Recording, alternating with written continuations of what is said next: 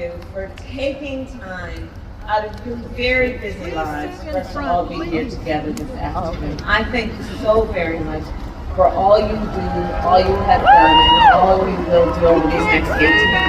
Thank you.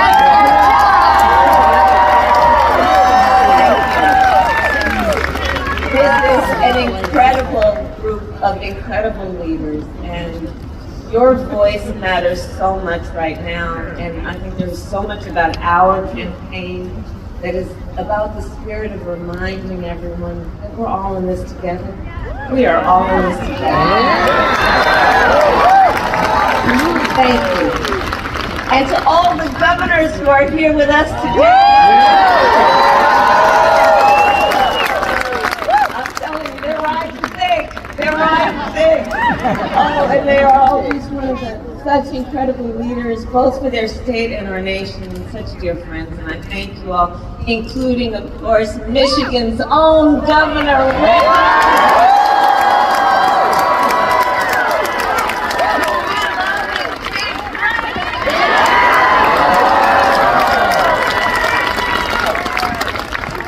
And to the governors, I want to say you've been traveling the country for our campaign, and I'm so deeply grateful for your support. I also want to recognize Senator Stabenow.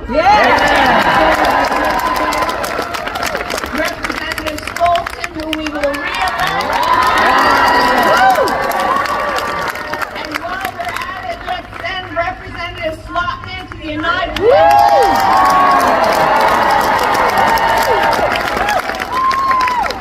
All right, we got work to do. 18 days.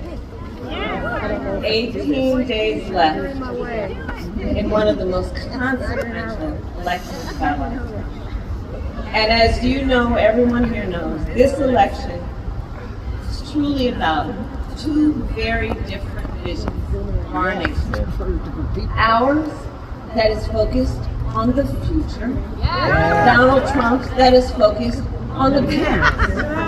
Ours, that is focused on bringing down the cost of living for working families, investing in small businesses and entrepreneurs. Ours, that is about protecting reproductive freedom.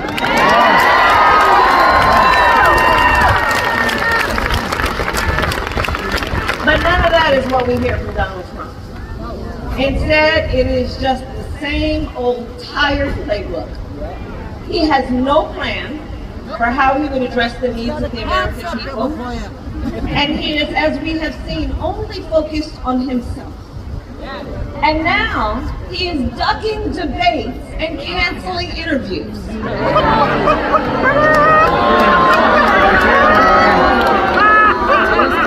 And check this out, his own campaign team recently said it is because of exhaustion. Well, if you are exhausted on the campaign trail, it raises real questions about whether you are fit for the toughest job.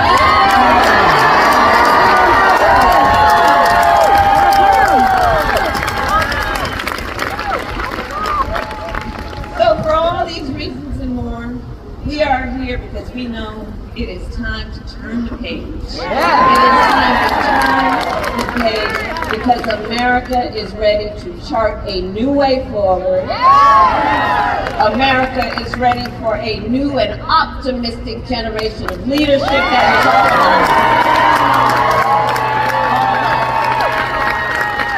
all. This is why Democrats, Republicans, and Independents are supporting our campaign. In fact, earlier this week, over 100 Republican leaders from across the country joined me on the campaign trail, including some who even served in Donald Trump's own administration. The people who know him best, right?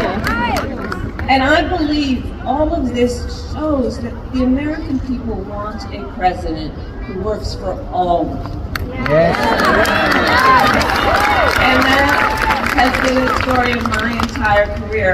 In my career, I've only ever had one client, the people.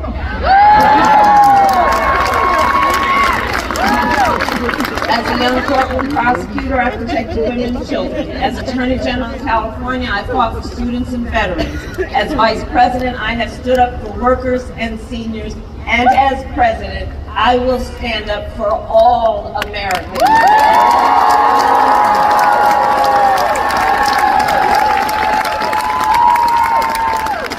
And together, we will build a brighter future for our nation. Because, by the way, we will win.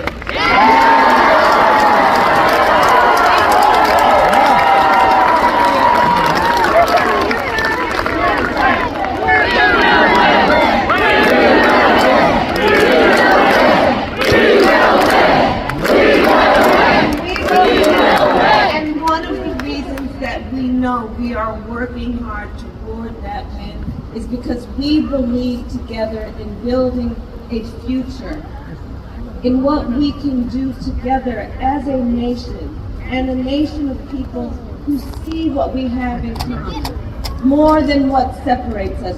We will build towards a future where we have an economy that works for all Americans. We will build what I call an opportunity economy, so that every American has an opportunity to build wealth,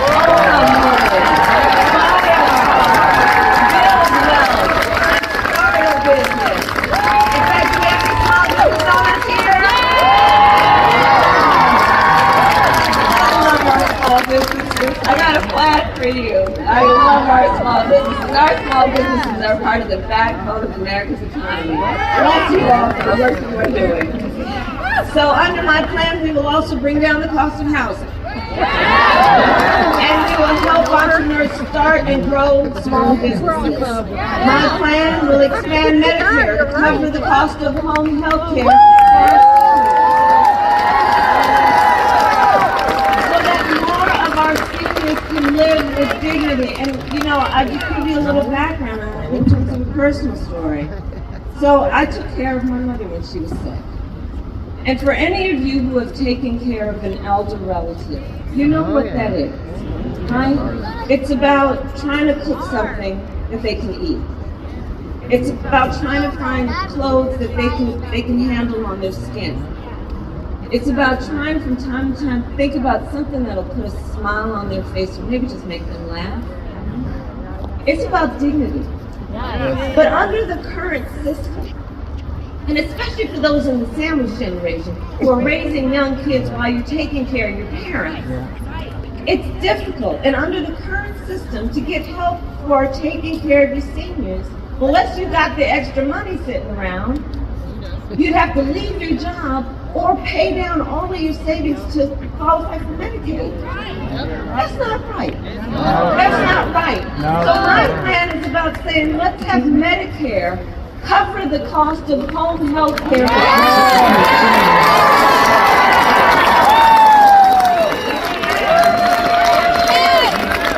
real people are living and understanding the importance of everyone being entitled to dignity.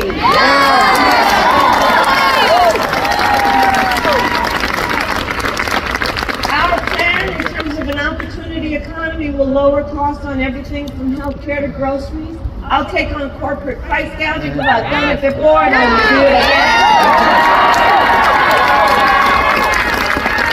My plan will also give middle-class tax cuts to 100 million Americans, including $6,000 tax credit for the first year of a child's life so that our young parents can do what they naturally want to do, which is parent their children well, but they don't always have the resources to be able to do it.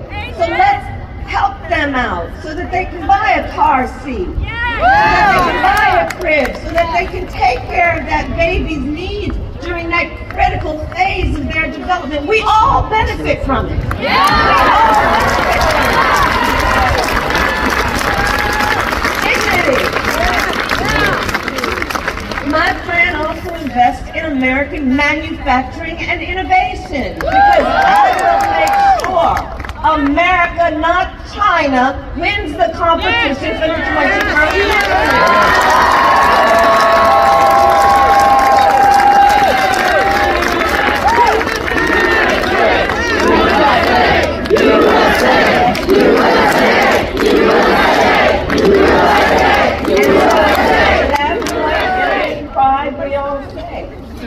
we must and we will invest in the industries that built America, like steel, iron, and the great American auto industry.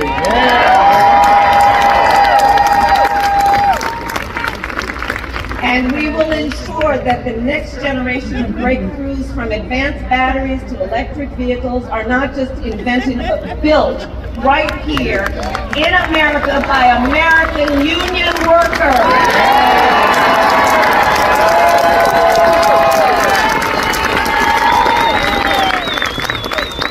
And Michigan, I know I'm going to tell you what you already know, but let us be clear for folks who are watching from different parts of the country. Contrary to what my opponent is suggesting, I will never tell you what kind of car you have to drive, but here is what I will do. I will invest in manufacturing communities like Kent County. Together we will retool existing factories, hire locally, and work with unions to create good-paying jobs.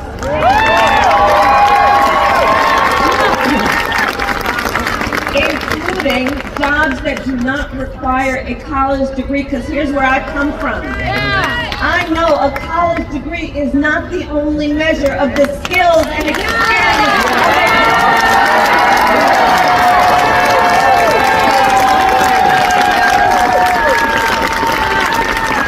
And I intend to re-examine federal jobs, when you all elect me president, to assess those jobs that could not have that requirement, and then I intend to challenge the private sector to do the same.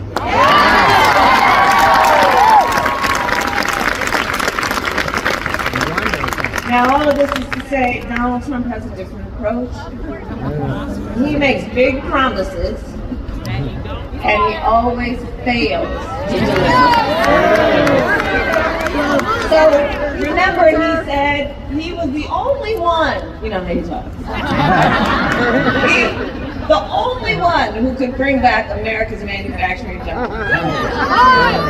Then, America lost almost 200,000 manufacturing jobs when he was president. Including tens of thousands of jobs right here in Michigan. And those losses started before the pandemic, making Donald Trump one of the biggest losers in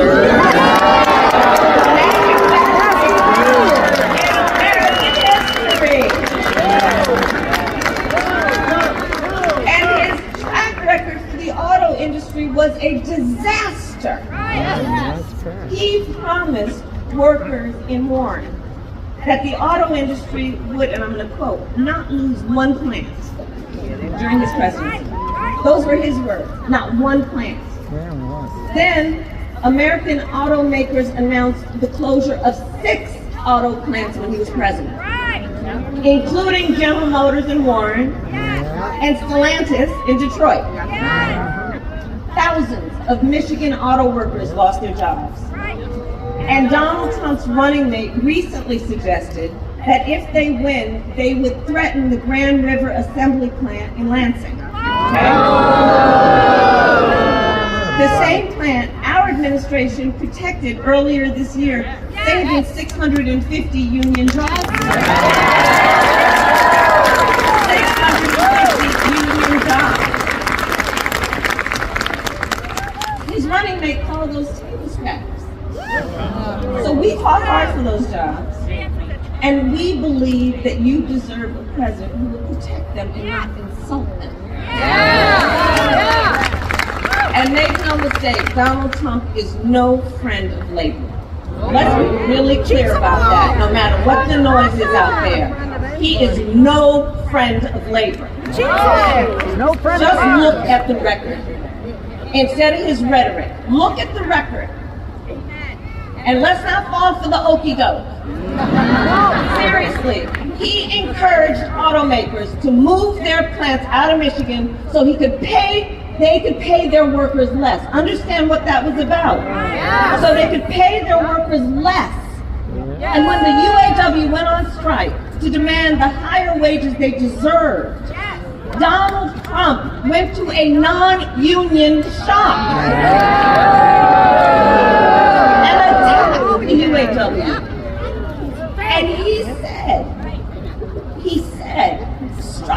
and collective bargaining don't make, quote, a damn bit of sense.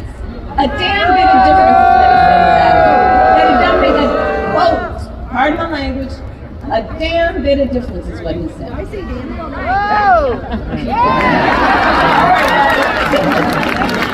So Michigan, you know better. Strong unions mean higher wages, better health care, and greater dignity for union members and for everyone, whether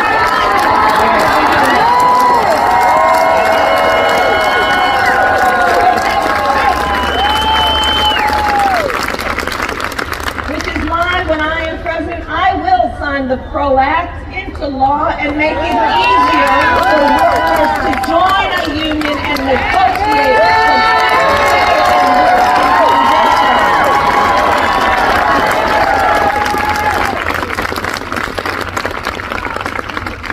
and now Donald Trump is making the same empty promises to the people of Michigan that he did before, hoping